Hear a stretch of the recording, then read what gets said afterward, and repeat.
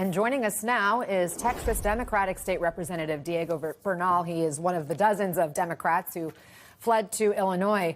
Representative Bernal, you're watching this from Chicago. What are you expecting when they gavel in just a few hours? I'm expecting them not to have enough members to do business. They're not going to have quorum, and they're going to have to end the day. You heard Governor Abbott. He's calling you and your colleagues quitters. He says he's just going to keep calling special session after special session after special session. If he does that, what's your plan? Well, I think we take it a day at a time, right? The plan always is to win the day.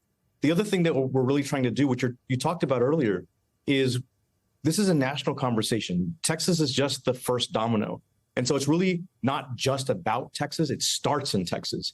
And so we're trying to make sure that this conversation is not limited to the state and it goes beyond that. And that is 100% happening. I think that's why he and other Republicans are resorting to the drastic measures that they are. Well, look, I know you don't make a lot of money in your role as a representative of Texas. $600 monthly salary. How much longer financially can you afford to stay out of the state? Look, it's not easy, and I'd be lying to say that it was, but I think what you see here is a real distinction between cowardice and conviction, right? What my Republican colleagues are doing is anything that Donald Trump tells them, because the most important thing to them is keeping their seat. When they say they have to do something, that's what they're really saying. It's code, which means my seat is the most important thing.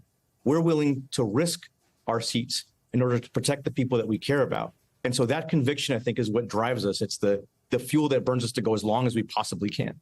You're risking your seat. You're also risking criminal charges. Do you expect to ultimately be prosecuted if you do go back to Texas?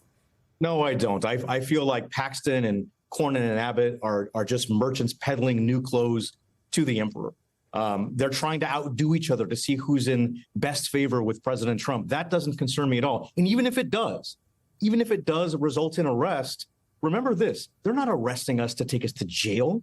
They're arresting us to take us back to the House floor to vote on maps that benefit them. If that's not fascism, I don't know what is. So whatever happens, happens. But we are here and we're not leaving. We are undeterred. But realistically, you can't stay away from it forever. What's the end game here?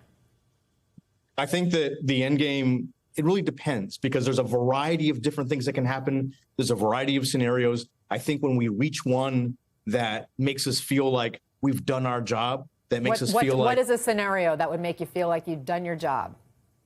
Well, I think part of it is to ensure that what Donald Trump is asking for, illegal drawing of maps using race in a way that hurts our communities. If we can find a way to either end that or counterbalance it, I think that would be a victory.